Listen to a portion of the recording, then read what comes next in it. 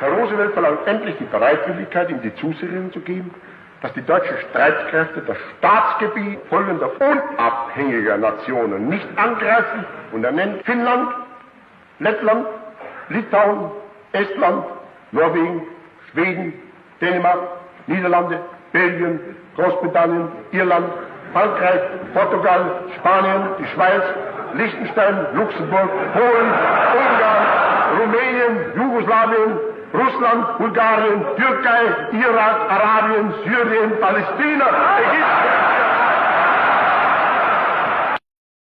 In April 1939, Europe is on edge. Armies are moving.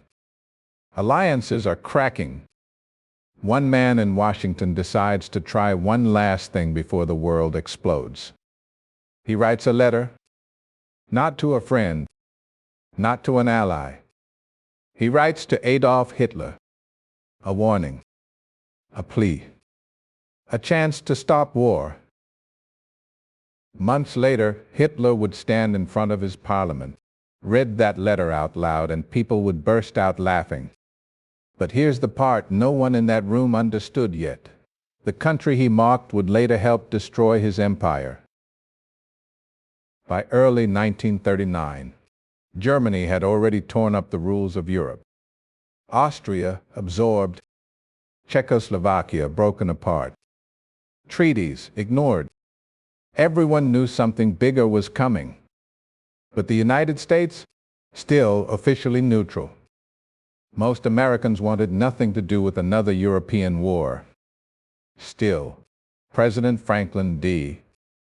Roosevelt could see where this was heading. He believed if Germany kept expanding, the world would be dragged into a disaster bigger than the last one. So instead of sending soldiers, he sent a letter. On April 14th, 1939, Roosevelt sent a formal message to Tler. It wasn't an insult. It wasn't a threat. It was simple. He asked Germany to promise not to attack other countries. And then came the list: Poland, France, Britain, Belgium, Netherlands, Switzerland, Denmark, Norway, Sweden, Romania, Yugoslavia, Greece, Turkey, and more. Roosevelt was basically saying, the world is watching. Just promise you won't start another war. That was it. No bombs. No sanctions. Just diplomacy. But when this letter reached Berlin, it didn't lead to negotiations. It led to a performance. On April 28, 1939, Hitler gave a speech to the Reichstag, Germany's parliament. The world was listening. People expected a serious response. Instead, he turned the letter into a joke. He began reading Roosevelt's list of countries aloud, one by one. After each name, he paused. The crowd laughed. Not nervous laughter. Not polite laughter. Real, confident laughter. As if the idea of Germany being stopped was ridiculous.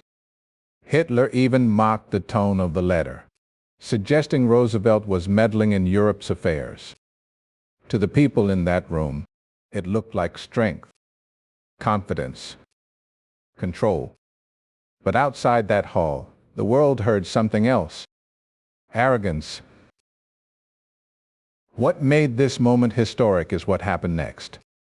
Because just 4 months later, in September 1939, Germany invaded Poland. Britain and France declared war. World War II began. The letter that asked for peace became a symbol of the last failed attempt to stop disaster. And that laughter, it suddenly didn't sound powerful anymore. It sounded like a warning ignored.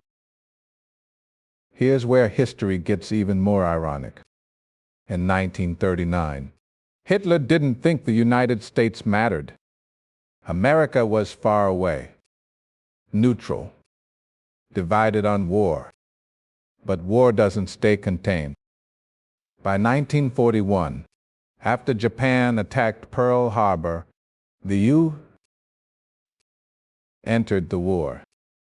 Factories exploded into production. Tanks, planes, ships, thousands. American forces would fight in North Africa, Italy, France, and Germany itself.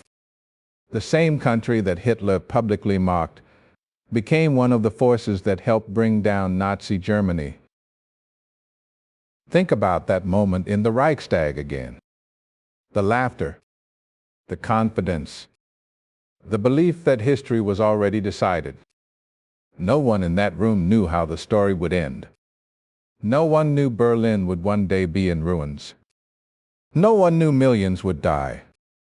All they saw was a letter they believed they could ignore. Sometimes history's biggest turning points don't come with explosions. Sometimes they come with laughter.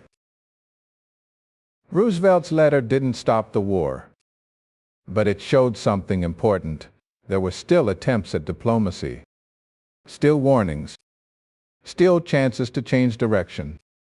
Hitler's response wasn't just political. It was psychological. He believed no one could stop him. And history shows what can happen when leaders believe that. So here's the question. Was this speech a sign of strength, or the moment overconfidence sealed Germany's fate? Because sometimes the most dangerous sound in history isn't anger. It's laughter at a warning.